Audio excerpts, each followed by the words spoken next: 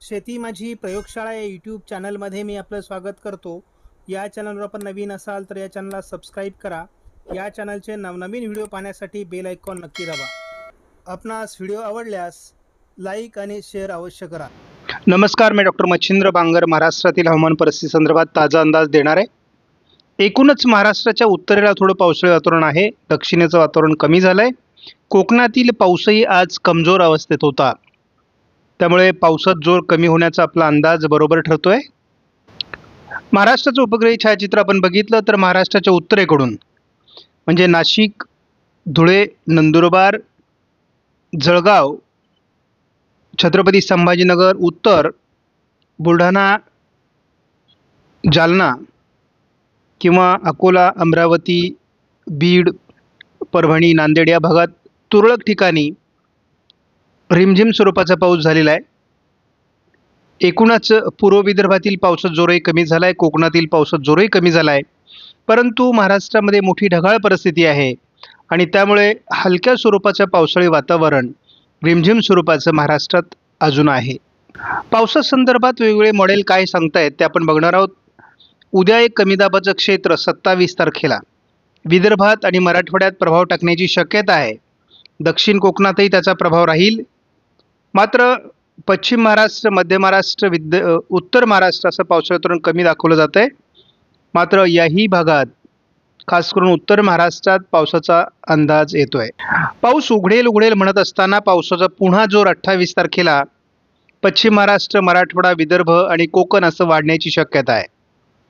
महाराष्ट्रात उघडीप मिळणं अपेक्षित होतं, परंतु पूर्व भारतातील, दक्षिण भारतातील पाऊस उघडतोय.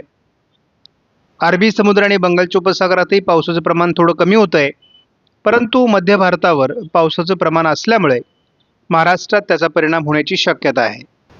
उद्या महाराष्ट्रात खास करून स्कायमेटच्या अंदाजानुसार देखील विदर्भात कमी दाबाचं क्षेत्र सक्रिय होणार आहे. मराठवाड्यातही त्याचा प्रभाव राहणार आहे. उत्तर महाराष्ट्रातही प्रभाव राहील. दक्षिण कोकणातही पावसाचं प्रमाण असण्याची शक्यता उद्या आहे. पाऊस उघडेल असं म्हणत असताना देखील पाऊस वाढतोय. पश्चिम महाराष्ट्रात मात्र पावसाचं प्रमाण कमी आहे. 28 तारखेला देखील विदर्भ, उत्तर मराठवाड्याचा उत्तरेकडील भाग आणि कोकण असं पावसाळी वातावरण राहणारच आहे. त्यामुळे पावसाची पाहिजे तेवढी उघडीप आपल्याला मिळताना दिसत नाही. हा हलक्या स्वरूपाचा पाऊस आहे. विदर्भात उद्या मात्र जोरदार पाऊस असण्याची शक्यता आहे. सर्वच मॉडेल विदर्भ आणि मराठवाड्याच्या पूर्वेकडील भागात उद्या कमी दाबाचा प्रभाव दाखवत आहेत. कोकणातील पावसाचा जोर आणि पश्चिम महाराष्ट्र, मध्य महाराष्ट्रातील पावसाचा जोर बऱ्यापैकी कमी राहणार आहे. उत्तर कोकणातही पावसाचा जोर कमी होणार आहे. कमी दाबाचं क्षेत्र थोडं उत्तर महाराष्ट्राकडे सरकत असल्यामुळे उत्तर महाराष्ट्रामध्ये जोरदार पावसाचं वातावरण 28 तारखेला निर्माण होऊ शकतं. त्यामुळे महाराष्ट्राच्या उत्तरेकडील भागात म्हणजे नाशिक, धुळे, नंदुरबार, जळगाव, अकोला, अमरावती, बुलढाणा, छत्रपती संभाजीनगर आणि जालन्याचा उत्तरेकडील भाग, अहिल्यानगरचा पश्चिमी भाग या ठिकाणी पावसाचं वातावरण वाढणार आहे. कोकणातही पावसाचं प्रमाण खास करून उत्तर कोकणात 28 तारखेला वाढण्याची शक्यता आहे. मुंबईसह ठाणे, पालघर या भागात पावसाचं प्रमाण 28ला वाढण्याची शक्यता आहे. एकूणच जरी आपल्याला बंगालच्या उपसागराच्या किनारपट्टी भागात किंवा अगदी पश्चिम किनारपट्टीलाही पावसाचा जोर कमी झालेला दिसत असला तरी देखील अंदमान निकोबार बेटांच्या बाजूने जे पावसाळी वातावरण दिसतंय याचा प्रभाव भारतावर पुढे भविष्यात पडणार आहे. त्यामुळे ऑगस्टची सुरुवात जोरदार पावसाने होऊ शकते. पूर्व भारतात भुवनेश्वर आणि पश्चिम बंगालच्या दरम्यान होत असलेल्या कमी दाबाच्या निर्मितीचा मध्य भारतावर प्रभाव पडणार आहे आणि महाराष्ट्राच्या उत्तरेकडून ते गुजरातकडे जाण्याची शक्यता आहे. एकूणच आपण जर त्याची धावती इमेज बघितली तर आपल्या लक्षात येईल. आणि यामुळे महाराष्ट्राच्या उत्तरेकडील भागात जवळपास 998 हेक्टोपास्कलपर्यंत हवेचा दाब कमी होणार आहे. आपण बघतो की हे कमी दाबाचं क्षेत्र मध्य भारतावरून सरकत असल्यामुळे महाराष्ट्रात पावसाचं प्रमाण उद्या विदर्भात तर 28 तारखेला उत्तर महाराष्ट्रात वाढण्याची शक्यता आहे. हा अंदाज सर्वांनी लक्षात घेणं आवश्यक आहे. हवामानात जसा बदल होतो तसं उपग्रही छायाचित्र बदलतं, हे आपण नेहमी सांगत आलेलो आहोत आणि ही एक पर्जन्य साक्षरता आहे.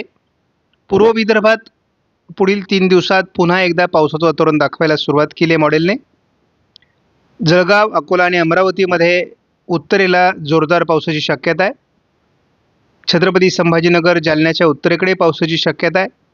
नाशिकच्या काही भागात आणि धुळे, नंदुरबार आणि जळगावच्या काही भागात पुढील 2-3 दिवसामध्ये जोरदार ते अतिजोरदार पाऊस होण्याची शक्यता आहे. या मॉडेलचं धावतं छायाचित्र आपण जर बघितलं तर गोंदियाच्या दिशेने किंवा पूर्व विदर्भाच्या दिशेने एक पावसाळी क्षेत्र किंवा कमी दाबाचं क्षेत्र सरकताना आपल्याला स्पष्ट दिसतंय, ज्याचा प्रभाव विदर्भात उद्या पडणार आहे. रात्री किंवा पहाटे देखील त्याचा प्रभाव विदर्भात निर्माण होऊ शकतो. सध्या नाशिक, धुळे, नंदुरबार, जळगावच्या काही भागात किंवा अकोला, अमरावती, चंद्रपूर, नागपूर, भंडारा, गोंदिया, गडचिरोली, यवतमाळ, वर्धा किंवा वाशिम, हिंगोलीमध्ये, छत्रपती संभाजीनगर, जालन्यामध्ये रिमझिम पावसासाठी अतिशय अनुकूल वातावरण आहे. महाराष्ट्राच्या किंवा कोकणाच्याही दक्षिणी भागात पावसाचं प्रमाण कमी असल्याचे स्पष्ट दिसतंय. आपण या मॉडेलनुसार बघतो की कोकणामध्ये पावसाळी वातावरण दाखवलं जातं आहे, विदर्भ, मराठवाड्यात पावसाळी वातावरण दाखवलं जातं आहे. एकूणच थोडं पावसाळी वातावरण रात्री देखील विदर्भ, मराठवाडा, उत्तर महाराष्ट्र, कोकण असं वाढण्याची शक्यता आहे. आपण उद्या दिवसभराचा जरी अंदाज घेतला तर विदर्भात कमी दाबाचं क्षेत्र सरकत असल्यामुळे मराठवाडा आणि विदर्भात मोठं पावसाळी क्षेत्र सरकण्याची शक्यता आहे. उत्तर महाराष्ट्रात या पावसाळी क्षेत्राचा प्रभाव पडेल. जसंही 28 तारखेला हे उत्तर महाराष्ट्राकडे येईल तसा कोकणातील पावसाचा प्रभावी वाढण्याची शक्यता राहील. मात्र 28 तारखेला दुपारनंतर पावसाळी वातावरण केवळ कोकणात मर्यादित राहील. इतर ठिकाणचा पाऊस बऱ्यापैकी कमजोर झालेला असेल. 30 तारखेलाही आपण बघतो की बऱ्यापैकी उघडीप आपल्याला दिसण्याची शक्यता आहे. पुन्हा एखादं कमी दाबाचं क्षेत्र तयार होईपर्यंत पावसाची उघडीप 29-30 अशी स्पष्ट दिसते. मात्र 1 तारखेच्या दरम्यान पुन्हा एखादा कमी दाब निर्माण होण्याची शक्यता असल्यामुळे वातावरणात बदल होईल. 29, 30, 31 तारखेला पावसाचा जोर कमी राहण्याची शक्यता आहे. थोडं 1 तारखेपासून पावसाळी वातावरण वाढेल. आपण आज व्हिडिओमधील माहिती महत्त्वपूर्ण वाटल्यास लाईक करा, शेअर करा, चॅनलला सबस्क्राईब करा. धन्यवाद. जय हिंद, जय महाराष्ट्र, जय बळीराजा.